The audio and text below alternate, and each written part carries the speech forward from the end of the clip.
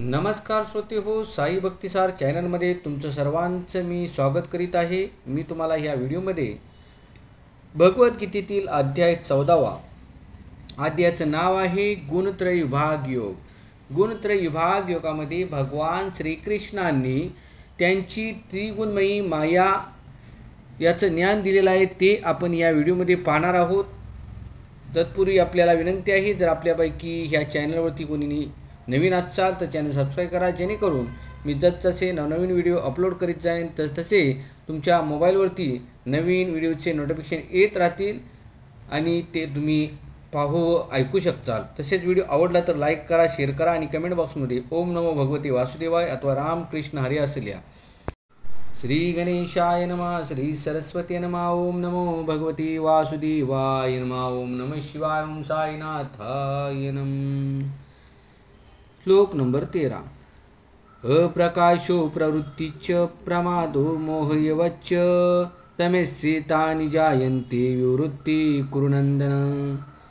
भगवान श्रीकृष्ण अर्जुनाला म्हणतात, हे कुरुनंदन, जेव्हा तमोगुणामध्ये वृद्धी होते तेव्हा अंधकार, निष्क्रियता, मूर्खपणा आणि मोह हे प्रकट होतात.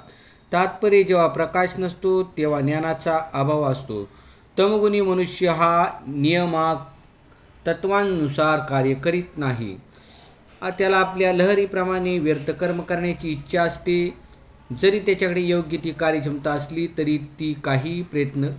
तो काही प्रयत्न करीत नाही. याला मोह असे म्हणतात. त्याच्या ठिकाणी चेतना असली तरी त्याचे जीवन निष्क्रियच असते. ही सर्व तमोगुणी मनुष्याची लक्षणे आहेत. श्लोक नंबर 14. यदा सत्वे प्रवृद्धे तु प्रलयं याति देहभृत तदोत्तमविदां लोकान्मलान् प्रतिपद्यते. जेव्हा मनुष्याचा सत्वगुणामध्ये मृत्यू होतो तेव्हा तो महर्षीच्या उच्चतर पवित्र ग्रहलोकांना प्राप्त होतो. तात्पर्य, सत्वगुणी मनुष्याला ब्रह्मलोक, जनलोक इत्यादीसारख्या उच्चतर लोकांची प्राप्ती होते आणि त्या ठिकाणी तो दैवी सुखांचा भोग घेतो. अमलान हा शब्द महत्त्वपूर्ण आहे. त्याचा अर्थ रज आणि तमगुणातून मुक्त असा आहे. भौतिक जगतामध्ये अशुद्धता आहे, परंतु सत्वगुण हा भौतिक जगतातील सर्वाधिक शुद्ध रूप आहे. निरनिराळ्या प्रकारच्या जीवांसाठी निरनिराळ्या प्रकारचे ग्रहलोक आहेत. ज्यांचा सत्वगुणामध्ये मृत्यू होतो त्यांची महान भक्त आणि महर्षी वास करीत असलेल्या उच्चतर लोकांमध्ये उन्नती होते. श्लोक नंबर 15. रजसी प्रलयम गत्वा कर्मसंगीची जायते तथा प्रलीनस्तमसी मुढ्योनिशी जायते. जेव्हा मनुष्याचा रजगुणामध्ये मृत्यू होतो तेव्हा तो सकाम कर्मामध्ये संलग्न झालेल्या मनुष्यात जन्म घेतो आणि जेव्हा तमोगुणामध्ये मृत्यू होतो तेव्हा तो पशु योनीमध्ये जन्म घेतो. तात्पर्य, आत्म्याला मनुष्य जन्म प्राप्त झाला की त्याचे पुन्हा कधीच अंतपतन होत नाही, अशी काही लोकांची धारणा असते, परंतु ही धारणा चुकीची आहे. या श्लोकानुसार जर मनुष्याने तमोगुण विकसित केला तर मृत्यूनंतर त्याचे पशुयोनीत अंधपतन होते. तेथून पुन्हा मनुष्य जन्म प्राप्त करण्यासाठी त्याला उत्क्रांती गमनाने स्वतःची उन्नती करावी लागते. म्हणून जे खरोखर मनुष्य जीवनाचे गांभीर्य जाणतात त्यांनी सत्वगुणाचा विकास केला पाहिजे आणि सत्संगाद्वारे त्रिगुणातीत होऊन कृष्ण भावनेमध्ये स्थित झाले पाहिजे. हेच मनुष्य जीवनाचे ध्येय आहे. अन्यथा मनुष्याला पुन्हा मनुष्य योनीच प्राप्त होईल याची हमी देता येत नाही. श्लोक नंबर 16. कर्मण सुकृत स्याहु सात्विकं निर्मलं फलं रजसस्तु फलं दुःखम ज्ञानम तमस्य फलम. पुण्यकर्माचे फळ शुद्ध असते आणि ते सत्वगुणामध्ये असल्याचे म्हटले जाते, परंतु रजगुणामध्ये केलेल्या कर्माचे फळ म्हणजे दुःख आहे आणि तमगुणामध्ये केलेल्या कर्माचे फळ म्हणजे मूर्खपणा आहे. तात्पर्य, सत्वगुणामधील पुण्यकर्माचे फळ हे शुद्ध असते. म्हणून मोहातून मुक्त असलेले ऋषी सुखी असतात, परंतु रजोगुणयुक्त कर्म हे केवळ दुःखकारक असते. भौतिक सुखाकरता केलेले कोणतेही कर्म हे निष्फळच ठरते. उदाहरणार्थ, जर मनुष्याला गगनचुंबी इमारत बांधावयाची असेल तर ती बांधून होण्यापूर्वी अतिशय कष्ट सोसावे लागतात. संपत्तीचा पुरवठा करणाऱ्याला धन प्राप्ती करण्यासाठी कठोर परिश्रम करावे लागतात. तसेच बांधकाम करणाऱ्या कामगारांना देखील भरपूर शारीरिक कष्ट करावे लागतात. याप्रमाणे दुःखही असतेच. म्हणून भगवद्गीता सांगते की रजोगुणाच्या प्रभावाखाली केलेले कोणतेही कर्म हे निश्चितच दुःखकारक ठरते. यामध्ये तथाकथित थोडेफार मानसिक सुख असू शकते की हे माझे घर आहे किंवा हा माझा पैसा आहे, परंतु हे वास्तविक सुख नव्हे. तमोगुणाच्या बाबतीत सांगायचे तर कर्म करणारा अज्ञानी असतो, म्हणून त्याने केलेल्या सर्व कर्माची परिणती वर्तमान दुःखामध्येच होते आणि नंतर तो पशुयोनीत पतित होतो. मायेच्या प्रभावामुळे जरी पशूंना कळत नसले तरी पशुजीवन हे सदैव दुःखमयच असते. निष्पाप प्राण्यांची हत्यासुद्धा तमोगुणामुळेच घडते.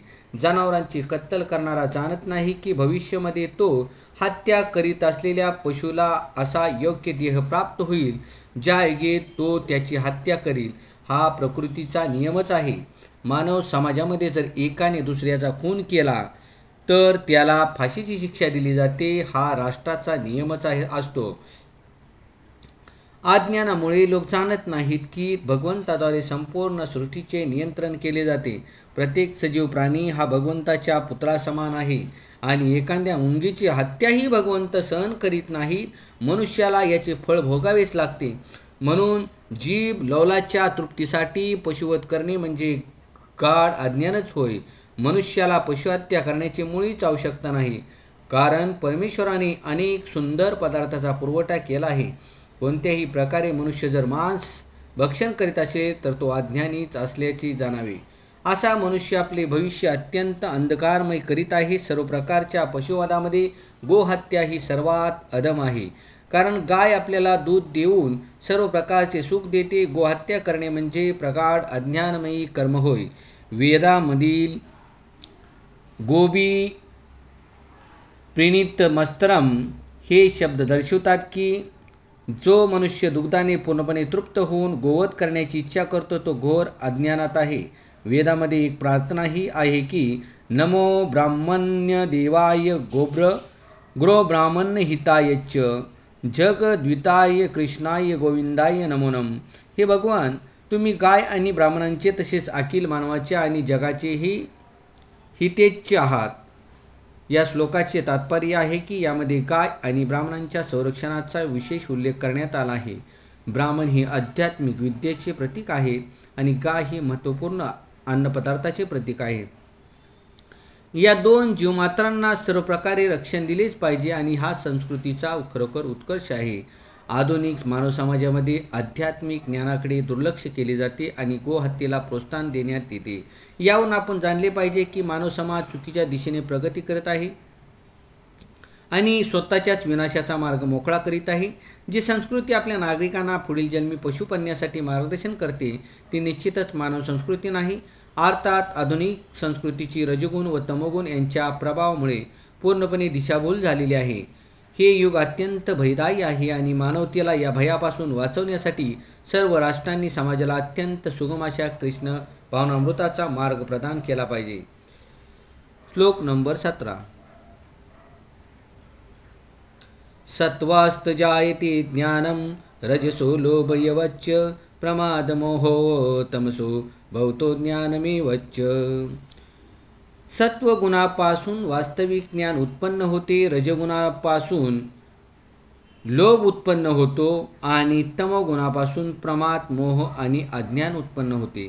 तात्पर्य, आधुनिक संस्कृती ही जीवांसाठी फारशी हितावह नाही, म्हणून त्यांच्यासाठी कृष्ण भावनामृताचा विधी सांगण्यात आला आहे.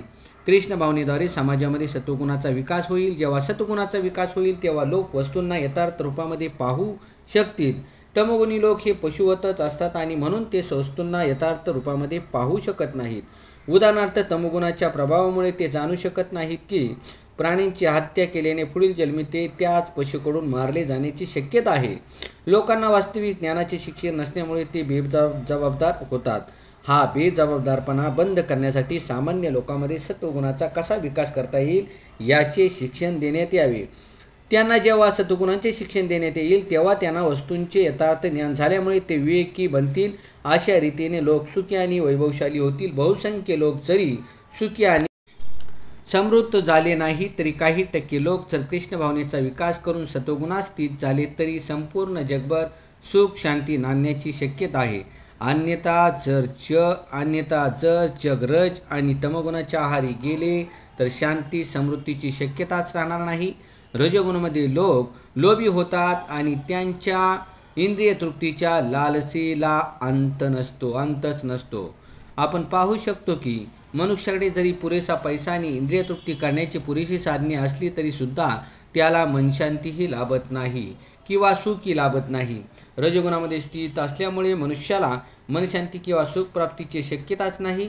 जर त्याला खरोखर सुखी व्हायचे असेल तर त्याच्याकडे असणारा पैसा त्याला मदत करू शकणार नाही. त्याला कृष्ण भावनेच्या अभ्यासाद्वारे स्वतःची सत्वगुणाप्रत उन्नती करणे आवश्यक आहे.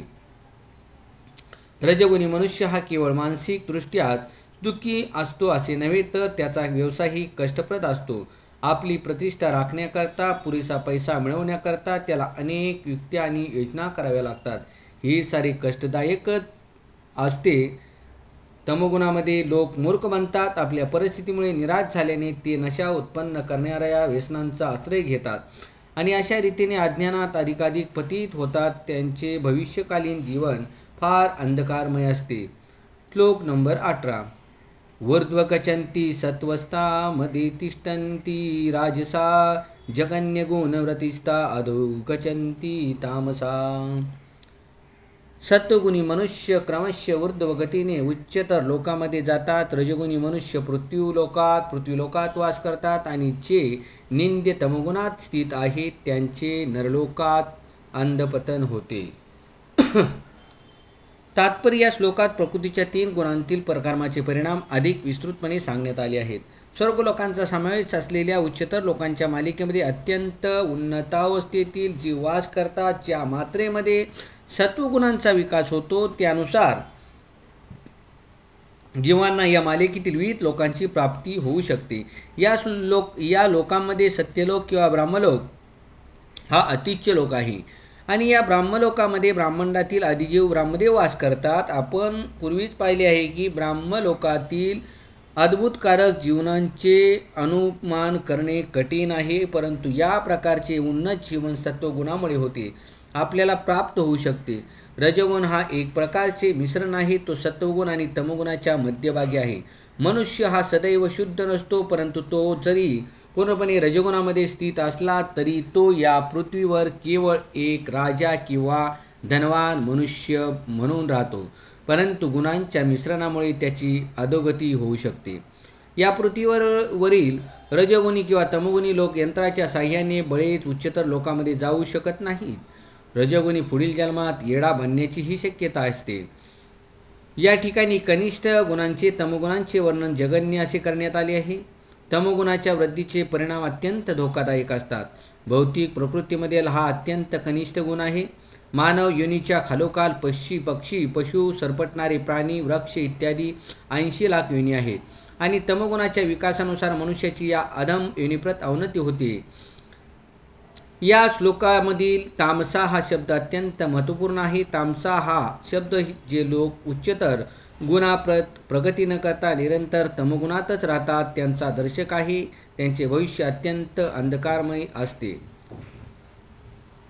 तमोगुणी आणि रजोगुणी मनुष्यांना गुणाप्रत उन्नत होण्याची संधी आहे व ही संधी म्हणजे कृष्ण भावनामृत होय. परंतु जो या संधीचा लाभ घेत नाही तो निश्चितपणे कनिष्ठ गुणातच राहील. श्लोक नंबर 19. नान्यम गुण्यम कर्तारम यदा द्रष्टानुपश्यति गुणे वेच्च परम वेत्ती मदावम सोदिगच्छति. जेव्हा मनुष्य योग्य रीतीने पाहतो की सर्व कर्माचा प्राकृती गुणांखेरीज इतर कोणीही करता नाही आणि जो या सर्व गुणांच्या पलीकडे असणाऱ्या परमपुरुषाला जाणतो तो माझ्या आध्यात्मिक स्वभावाला प्राप्त होतो. तात्पर्य योग्य महात्म्याकडून प्राकृतिक गुणांना यथार्थ रूपात जाणून मनुष्य प्राकृतिक गुणांच्या सर्व कर्मांच्या पलीकडे जाऊ शकतो. श्रीकृष्ण हे आद्य गुरु आहेत आणि ते अर्जुनाला आध्यात्मिक ज्ञान प्रदान करीत आहेत. त्याचप्रमाणे जे पूर्णपणे कृष्ण भावनाभावित आहेत त्यांच्याकडून मनुष्याने प्राकृतिक गुणांच्या कर्माचे विज्ञान जाणून प्रशिक्षण घेतले पाहिजे, अन्यथा मनुष्य जीवनाची वाटचाल चुकू शकते. प्रमाणित आध्यात्मिक गुरूंच्या उपदेशाद्वारे जीव स्वतःचे आध्यात्मिक स्वरूप, आपले भौतिक शरीर व इंद्रिये, आपण कसे बद्ध झालो आहोत आणि आपण कसे त्रिगुणाच्या प्रभावाखाली आहोत हे जाणू शकतो. त्रिगुणाच्या पकडीमध्ये सापडल्यामुळे तो असहाय्य असतो, परंतु आपली मूळ स्वरूपस्थिती जाणल्यावर आध्यात्मिक जीवनाला वाव असणाऱ्या दिव्य स्तराला तो प्राप्त होऊ शकतो. वस्तुतः जीव हा विविध कर्माचा करता नसतोच, विशिष्ट गुणाद्वारे संचलित विशिष्ट प्रकारच्या शरीरामध्ये तो स्थित असल्यामुळे जे त्याला कर्म करणे भाग पडते. आध्यात्मिक गुरूच्या सहाय्याने आपण कोणत्या स्थितीमध्ये आहोत हे मनुष्य जाणू शकत नाही. अधिकृत आध्यात्मिक गुरूच्या संघाद्वारे तो आपले वास्तविक स्वरूप जाणू शकतो आणि अशा स्वरूप स्थितीच्या ज्ञानाद्वारे तो पूर्णपणे कृष्ण भावनेमध्ये स्थिर होतो. कृष्ण भावनाभावित मनुष्यावर प्राकृतिक गुण आपला प्रभाव पाडू शकत नाही. यापूर्वी 7व्या अध्यायात सांगितले आहे की जो मनुष्य श्रीकृष्णांना शरण गेला आहे तो भौतिक प्रकृतीच्या कर्मातून मुक्त झाला आहे. म्हणून ज्याला यथार्थ वस्तुज्ञान झाले आहे त्याच्यावरील भौतिक प्रकृतीचा प्रभाव हळूहळू नष्ट होतो. श्लोक नंबर 20. गुणाने तान तित्य त्रिदेही देह समुतवान जन्म मृत्यू जरा दुःखे विर्मुक्तो मृतमश्नुते. जेव्हा देहधारी जीव भौतिक शरीराशी संबंधित या त्रिगुणाच्या पलीकडे जाण्यास समर्थ होतो तेव्हा तो जन्म मृत्यू जरा आणि त्यापासून होणाऱ्या दुःखातून मुक्त होऊन या जीवनात अमृताचा उपभोग घेऊ शकतो. तात्पर्य, मनुष्य या शरीरात असूनही कृष्ण भावनाभावित होऊन दिव्य स्वरूपामध्ये कसा स्थित होऊ शकतो याचे वर्णन या श्लोकामध्ये करण्यात आले आहे. देही या संस्कृत शब्दाचा देहधारी असा अर्थ होतो. मनुष्य जर या भौतिक देहामध्ये बद्ध असला तरी आध्यात्मिक ज्ञानामध्ये प्रगती करून तो प्राकृतिक गुणांच्या प्रभावातून मुक्त होऊ शकतो. या देहात असूनही तो आध्यात्मिक जीवनाच्या सुखाचा अनुभव घेऊ शकतो, कारण या देहाचा त्याग केल्यानंतर निश्चितच तो आध्यात्मिक जगताला प्राप्त होतो. दुसऱ्या शब्दात सांगायचे तर कृष्ण भावनामय भक्ती ही भौतिक बंधनातून मुक्त होण्याचे लक्षण आहे आणि याचे स्पष्टीकरण 18व्या अध्यायात करण्यात येईल. जेव्हा मनुष्य प्राकृतिक गुणांच्या प्रभावातून मुक्त होतो तेव्हा तो भक्तीमध्ये प्रवेश करतो. अर्जुन वाच कैर्लिंगै स्त्रीन गुणानेता नतितो भवती प्रभो किमाचार कथम चैतान स्त्रीन गुणानंती वर्तते.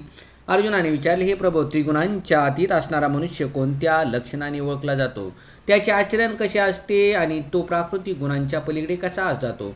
तात्पर्य, या श्लोकामध्ये अर्जुनाने विचारलेले प्रश्न योग्यच आहेत. त्रिगुणांना पूर्वीच पार केले आहे त्या मनुष्याची लक्षणे अर्जुन जाणू इच्छितो. प्रथम तो अशा दिव्य पुरुषाची लक्षणे विचारित आहे. असा मनुष्य त्रिगुणांच्या प्रभावाच्याही पलीकडे गेला आहे हे कोणालाही कसे समजू शकेल. अर्जुनाचा दुसरा प्रश्न आहे की तो मनुष्य कसा राहतो आणि त्याचे कर्म कोणते असते. तो स्वच्छाचार्य असतो की नियमाचार्य असतो. त्यानंतर दिव्य स्वभावाची तो ज्या माध्यमाने प्राप्ती करतो त्या माध्यमाबद्दल अर्जुन विचारतो. हे फार महत्त्वपूर्ण आहे. मनुष्य ज्या प्रत्यक्ष साधनाद्वारे सदैव दिव्यत्वामध्ये स्थित राहू शकतो त्या साधनाविषयी तो जोपर्यंत जाणत नाही तोपर्यंत ती लक्षणे अभिव्यक्त होण्याची शक्यताच नाही. म्हणून अर्जुनाने विचारले हे सारे प्रश्न अत्यंत महत्त्वपूर्ण आहेत आणि भगवंत त्या प्रश्नांची उत्तरे देत आहेत. श्लोक नंबर 22. श्री भगवान उवाच प्रकाशं च प्रवृत्तिं च मोहमेव च पांडव न दृष्टी संप्रवृत्तानि न निवृत्तानि कांगचिती. श्लोक नंबर 23. उदासीन वदासीनो गुणरियो न विचाल्यते गुणावर्तन्त इत्येवं योऽवतिष्ठते नेनदे. श्लोक नंबर 24.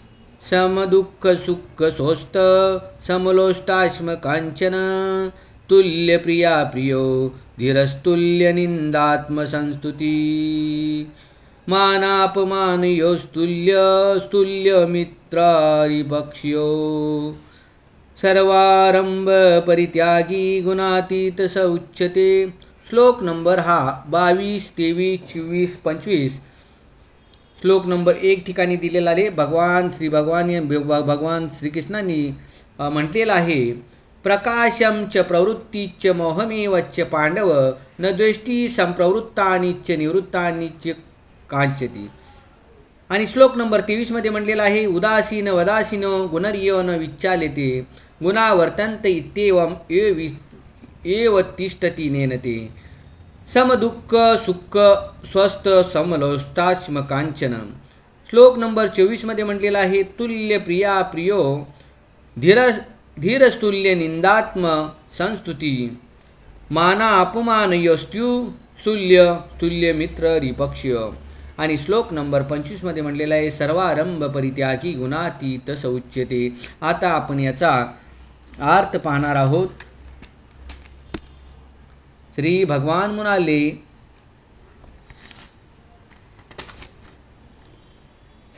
म्हणाले, हे पांडुपुत्र जो प्रकाश आसक्ती आणि मोह यांची उपस्थिती असताना त्यांचा द्वेष करीत नाहीत किंवा ते नाहीशी झाले तरी त्यांची आकांक्षा करीत नाही, जो त्रिगुणांच्या प्रभावामध्ये अविचलित आणि निश्चल राहतो आणि केवळ त्रिगुणच सक्रिय आहेत हे जाणून उदासीन आणि दिव्य राहतो, जो आत्मस्थित आहे आणि समदुःख सुखदुःखाला सारखेच मानतो, जो माती दगड आणि सोन्याकडे समदृष्टीने पाहतो, जो प्रिय आणि अप्रिय यांच्याबद्दल संभाव राखतो, जो धीर आहे आणि स्तुती व निंदा मान व अपमान याकडे संभावाने पाहतो, जो मित्र आणि शत्रू यांच्याशी सारखीच वर्तणूक करतो आणि ज्याने सर्व भौतिक कर्माचा परित्याग केला आहे त्या मनुष्याला गुणातीत म्हटले जाते.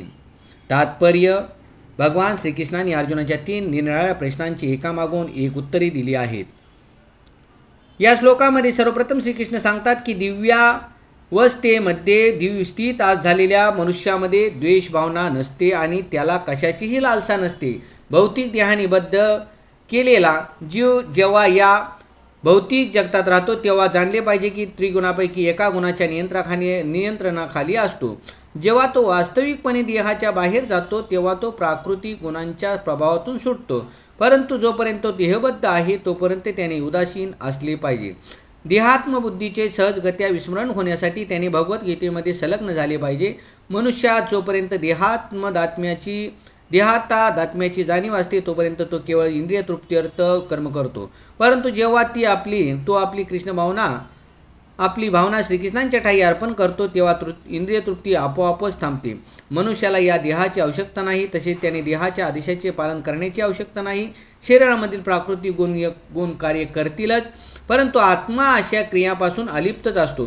तो अलिप्त कसा होतो तर तो देहाचा उपभोग घ्यावयाची इच्छा करीत नाही किंवा देहाच्या बाहेरी जाण्याची इच्छा करीत नाही. याप्रमाणे दिव्यावस्थेमध्ये स्थित झाल्यामुळे भक्त आपोआपच मुक्त होतो. त्याने प्राकृतिक गुणांच्या प्रभावापासून मुक्त होण्यासाठी प्रयत्न करण्याची आवश्यकता नाही. पुढील प्रश्न हा दिव्यावस्थेमध्ये स्थित असलेल्या व्यक्तीच्या व्यवहाराशी संबंधित आहे. भौतिक गोष्टीत आसक्ती असलेल्या मनुष्यावर शरीराला प्राप्त झालेल्या तथाकथित मान आणि अपमानाचा परिणाम होतो. तथापि दिव्यावस्थेमध्ये स्थित असलेल्या मनुष्यावर अशा तथाकथित मान अपमानाचा परिणाम होत नाही. तो आपले कृष्ण भावनामय कर्म करतो आणि इतर कोणी त्याला मान देतो किंवा आपला अपमान करतो याविषयी विचारही करीत नाही. आपल्या कृष्ण भावनाभावित कर्मास अनुकूल गोष्टीचा तो स्वीकार करतो, अन्यथा त्याला कोणत्याही वस्तूची, मग ती सोने असो अथवा दगड, आवश्यकता नसते.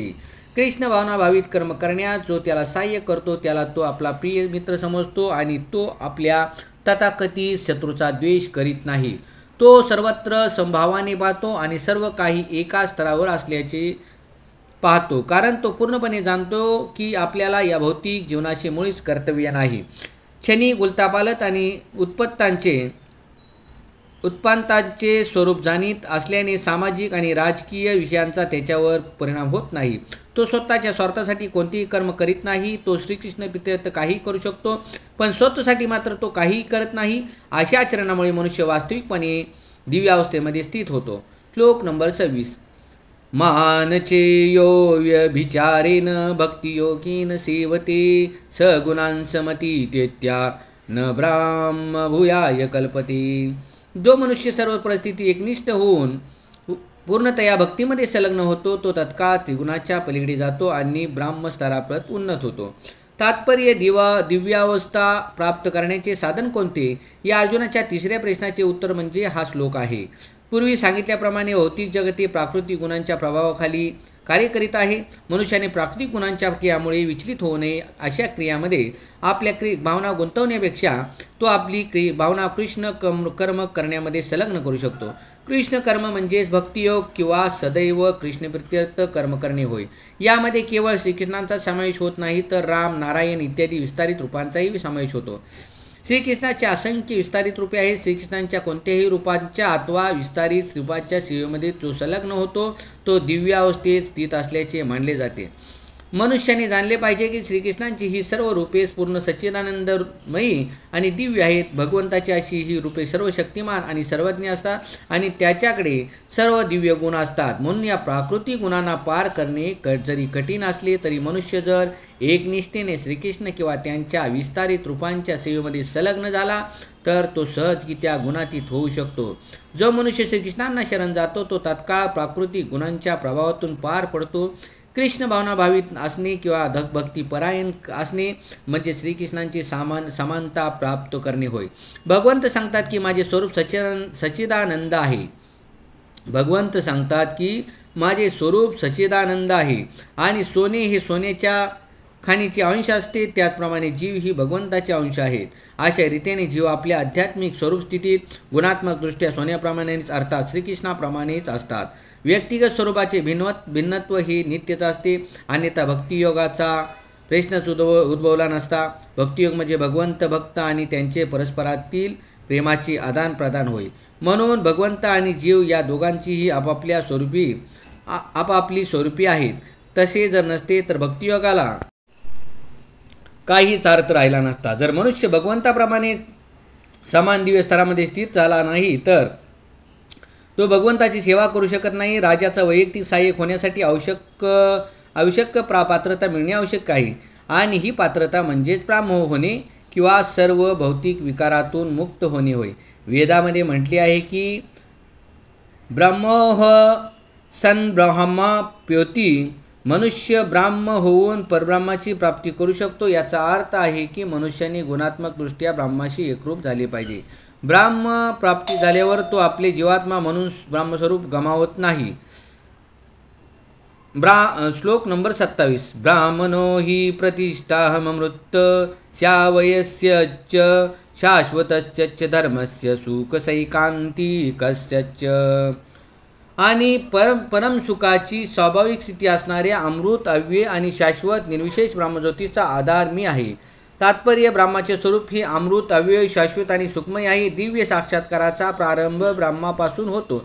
दिव्य साक्षात्काराचा मध्यभाग अर्थात दुसरी पायरी म्हणजे परमात्मा आहे आणि पुरुषोत्तम भगवान म्हणजे अंतिम पायरी आहे. म्हणून परमात्मा आणि निर्विशेष ब्रह्म हे दोन्ही परमपुरुषावर आश्रित आहे. 7व्या अध्यायात वर्णन करण्यात आले आहे की भौतिक प्रकृती भगवंताच्या अपराशक्तीची अभिव्यक्ती आहे.